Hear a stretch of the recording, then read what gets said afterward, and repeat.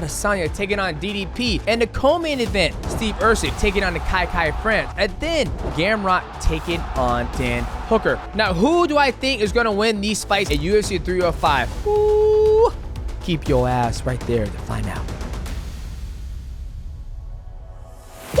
It's that time, ladies and gentlemen. UFC 305 is here, and my man, Izzy Adesanya taking on DDP. And full disclaimer, ladies and gentlemen, you guys all know I'm a big Izzy Adesanya fan, and I hope he wins the fight. But there are ways that DDP can win this fight against Izzy Adesanya. Before we get to him, we're gonna start at the very beginning with Gamrot taking on Dan Hooker. Now, when you look at Dan Hooker, he's kind of had some ups and downs in his mixed martial arts career, especially in the UFC. He's had some amazing fights. One of my favorite fights to watch is when he took on Dustin Poirier. Now, that fight was back and forth, slinging leather, landing good shots. And Dan Hooker, when he busts on the scene, he had this beautiful lead knee that he would just knock everybody out with. He's gonna need that lead knee to try to fight Gamrot's chin. Now, when you look at Gamrot, I feel he's very well-rounded. He really relies on the wrestling. He has amazing scrambles, and the biggest thing that he can do to Dan Hooker is the same thing that Islam Makhachev did to Dan Hooker when they fought. Islam Makhachev took no damage, took Dan Hooker down, passed his guard, and submitted with a Kimura. I feel Gamrot can do the exact same thing because he's not scared to take the fight to the ground. Now, obviously, he's got to look out for the stand-up of Dan Hooker. Granted, it's on their soil. They have the whole teammates around. It's like Avengers are assembling. You have Izzy on the card, Kai France, and you also have Dan Hooker. They all train together, so we can expect them to come in very, very good damn shape. Now, when you look at the keys of victories for Dan Hooker and Gamrot, let's start with Dan Hooker. Dan Hooker's got to bring back that lead knee so he can try to land that against Gamrot when he's trying to shoot in there, because I broke down Gamrot's fight. You can watch it on the OnlyFans channel. He would move lateral, and then shoot a takedown. And then Gamrot does have a knockout here and there, but the man loves to wrestle, and he also loves to scramble. So Dan Hooker's got to bring that lead knee back up, force Gamrot to make a bad shot. If he makes a bad shot, he's able to get a good sprawl in, crossface, circle around to the back, and start landing some ground and pound, or put his hooks in and do his own grappling. But when he does that, he's got to be prepared for the scrambles. And other than that, just be the hangman. Go out there and try to hang Gamrot. You know, obviously PG-13. I don't want him to go out there and actually hang him, but you know what I mean. You get my drip. Now, let's look at Gamrot. Gamrot's got to be dynamic. He's got to keep lateral, not let Dan Hooker get a beat on him. If Dan Hooker is looking for that lead knee, Gamrot's got to watch out for that. He can try to draw that out. Try to draw it out, because when he does throw that lead knee, he is on one leg, which makes his balance isn't the best. To push the pace. Now, Dan Hooker, I'm sure he has great cardio, but sometimes when you push the pace on somebody, it doesn't give them opportunity to set up their striking or the shot they're looking for. You look at Edge Barboza versus Khabib Nurmagomedov. You look at a guy like, who just won, Bilal Muhammad, who just beat Leon Edwards. Those guys just put the pressure on somebody who doesn't give that sniper the opportunity to set up the sniper and land that shot. And the third thing, just use your scramble ability to get to the better position to be able to submit Dan Hooker. So we will see who gets it done. But if I had to pick somebody for that fight, I'm gonna go with Dan Hooker, because I think all the boys at City Kickboxing, they're gonna have a celebration. Izzy the King is back. But I do like my odds with I do like what Gamrot could do. He's very dynamic. He's gonna push the pace. Dan Hooker's had trouble in the past with grapplers. Now, ladies and gentlemen, when you look at PrizePicks, I think some of these things are nice and toasty. They have a cool promotion going on right now. All you got to do is play $5, pick any square, and whether you win or lose, you still get 50 for first time signups. And when you do that, make sure you use my promo code MIGHTY. But right now, they also got pretty much a free square. Izzy Adesanya, all he's got to do is land one significant strike, which we all know he's gonna fucking do that. He goes out there and throws one inside kick, boom, boom. You win that one, match it with somebody else, and then you just got yourself a free win on PrizePicks. But when I look at PrizePicks and I'm looking at the board right now, I went ahead and locked it up at the time of filming this. I went ahead and locked up Izzy Adesanya landing 95.5 significant strikes. I went with less.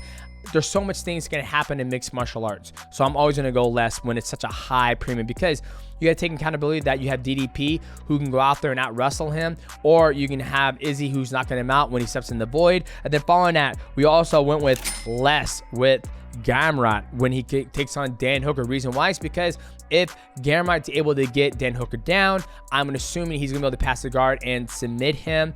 But if he lands 5 significant takedowns, then that one is going to be a bust. And then we went with less again. Steve Erceg, 60.5 significant strikes. I'm a less. You guys can call me the less guy because once again, you look at that fight against Leon Edwards versus Bilal Muhammad. Leon Edwards didn't even come close to his significant strike because he got out wrestled for 5 rounds. So boys, if you want to get into the game and make the right pick at the right place, make sure you go to PrizePicks, use my promo code MIGHTY, $5 play, you win $50, win or lose, draw, doesn't matter. Okay, now moving forward to the co-main event. Steve Erceg taking on Kai France. Now, Kai France, he's been in the division, UFC for a very long time. He was in the UFC when I was in the UFC, when we did the Ultimate Fighter, when they had all their champions and all the regional circuits come to one house, and they all battled it out in order to get the opportunity to fight your boy, Mighty. He didn't win the tournament, but after that, he's gone off and done some great things. Now, he's had some ups and downs. He had a fight against Brandon Moreno. Brandon Moreno ended up knocking him out with a beautiful body kick. And then Kai France was able to bounce back and end up knocking out the former world champion in the bantamweight division. And I'm talking about Cody No Love. Now, the one thing that Kai France does very well is he has very, very good hands and he has He has power in his hand, and he has a good takedown defense. Flip side, Steve Erceg. This gentleman just came off an amazing performance against Alex Pantoja, where a lot of people thought Alex Pantoja was going to eat him up alive. I thought he was too, but Steve Erceg did very well against Alex Pantoja. I think sometimes when I watched that fight, he made some bad decisions by trying to out-grapple Alex Pantoja, where I think he won't have that problem if he was to implement that same type of strategy with Kai France, because Kai France has had trouble with the grappling exchange. But Steve Erceg is very good on the feet. He has a good check left hook. He doesn't use any wasted motion. So I think the battle's going to take place on the feet unless Steve Erceg decides to mix it up like he tried to do with Alex Pantoja. Now let's go down to the keys of victories for both these gentlemen. Kai France, he's got to push the pace and force Steve Erceg to make a bad shot, because we saw him make a bad shot and make a bad decision when he fought Alex Pantoja. If he can force him to make a bad decision, aka a bad shot, he catch with an uppercut or a flying knee. Do some Hail Marys out there, right? Why the fuck not? 2, be light on your feet. Don't sit in there and get an exchange with the pocket. If you do that, get on the angle and look at the land. I feel like the keys of victory for both these guys are honestly kind of the same. Besides Steve Erceg, I give him the ability to wrestle and force a fight to the grappling exchange. So for these guys, I will give it the same keys of victories, and I'll give the extra key moment for Steve Erceg.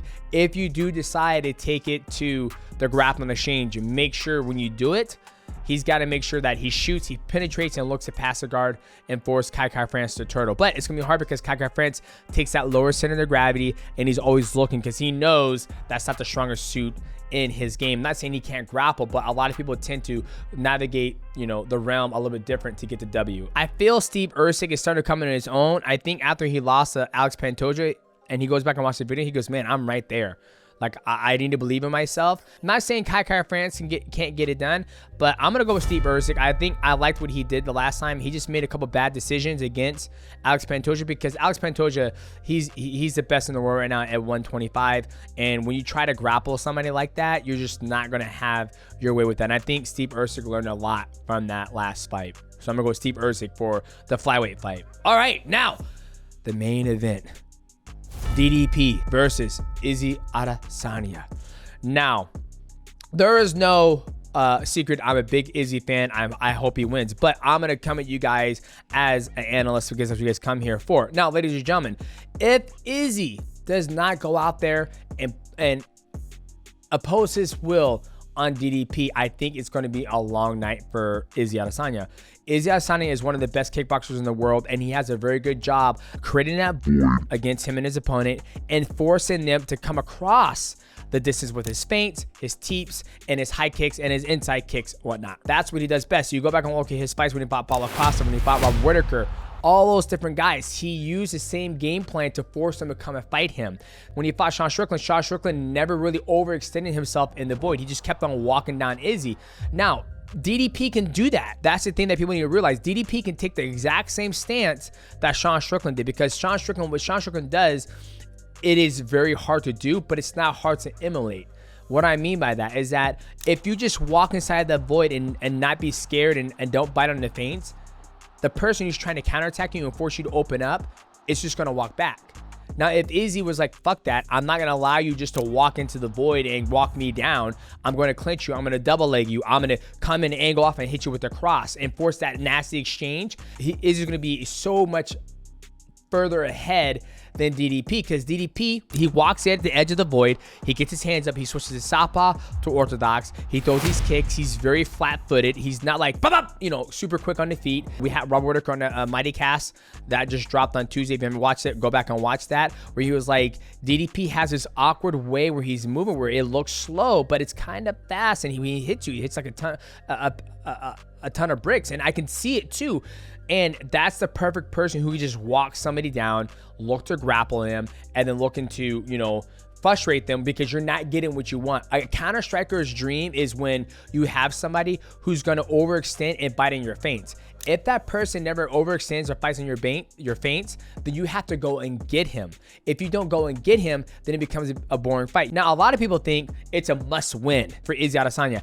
I don't think that's the case. For me, I'm looking at this fight to see how does Izzy bounce back from his last loss against Sean Strickland. How is he going to approach this fight against DDP? There's a lot of bad blood. Is he going to let the emotions take over the fight, or is he going to go out there and go, okay, I'm going to set my range. Okay, you know, DDP's not really overreacting. He's not coming across the void. Okay, I have to open up a little bit more. I have to take more risk in order to get him to open up so I can get my game plan going. I don't foresee DDP knocking out Izzy unless Izzy makes a mistake. But if Izzy hasn't evolved to where he's like, nope, I'm, you know, how he fought Robert Whitaker the first time, how he's sitting there hunting, it's a risky game. Instead of, if you oppose your will on somebody and force them, it's like, okay, you're not going to come across the distance. Perfect. Kind of like what Sugar Sean O'Malley does. Sugar Sean O'Malley is a perfect example of a counter striker who's been able to develop his game going forward and backwards, where when he fought Cheeto Vera wasn't coming across the distance. He would stay there and be like this.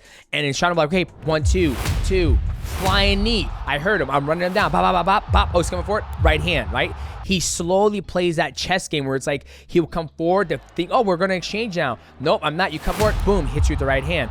Izzy's got to be able to develop that game. Now, let's go to the key things that the guys need to do. For DDP, he's got to walk down Izzy. If he tries to do this whole kickboxing bullshit, Izzy's a way better kickboxer than you. He's probably going to end up knocking you out. Or you can prove him wrong like Bilal Muhammad proved him wrong. I don't give a fuck. I'm still sticking to my guns. The second thing that DDP's got to do is he can't let Izzy get a beat on him. If he's able to let Izzy get a beat on him and frustrate Izzy by not biting on their feints, not allowing Izzy to get his kickboxing game going off, then it's going to frustrate Izzy, which will leave an opportunity for DDP to expose Izzy. Not expose him by finding a right moment to actually jump on him like Sean Strickland did. 3, use the wrestling. Go out there and try to wrestle Izzy just to throw it on the board. All right, I always tell people, you can just try to wrestle somebody. If you succeed with the takedown, awesome. But if you don't, at least you threw it down. It's like playing fucking Uno. You have the 4, you have 5 cards, and you have skip you, reverse, just throw one of those things down just to make the dynamic of the fight different, and you throw a thing in the pond where it's like, hey, you got to think about that. Okay, now let's get to King Dingaling, Stylebender, Izzy. What does Izzy need to do to win this fight? Izzy's got to go out there and make him afraid to come across the void. Once he's got DDP watching him and he's scared to come across that distance, then he's got to go forward into the void and show him, like, I can play both games. If you try to come at me, I'm going to counterattack you with some hard combinations, which will force DDP to second guess when he comes across the void. Once he got him second guessing coming across the void, then Izzy goes across the void and fucks him up there. That's the thing. If you fuck somebody up when you cross the void and you fuck him up when they cross the void, he's going to fuck in the void. Okay, that's what he's got to do. That's the only thing he needs to do. Okay, and then the second thing, he's got to be dynamic. If DDP tries to walk him down, don't allow him to walk you down. We call it keeping him honest. You ain't just about to walk me down, put my back against the cage. I'm going to close that distance. I'm going to get in the void. I'm going to clinch you, and we're going to fucking wrestle. Take the wrestling match to somebody. Okay, 3, just be Stylebender. And my official prediction of DDP versus Izzy, who is going to win? I mean, it's so fucking secret. I think Izzy's going to win. If Izzy can go out there, implement and execute his game plan and force DDP to make a bad choice, a bad overextend over in the void, or just go out there and work him, I have Izzy winning that fight. And his fucking ass better win. Now, when we take all this in and digest, let's take a deep breath. We just gotta go out there and hope Izzy wins the fight. Now, if you're new to the channel, make sure you like, subscribe, and also hit that motherfucking stinking bell to when we go live. And make sure you guys come back here Saturday night as I do my live instant reaction and play-by-play what I thought had happened in the fight. As always, we'll see you beautiful people at the next one.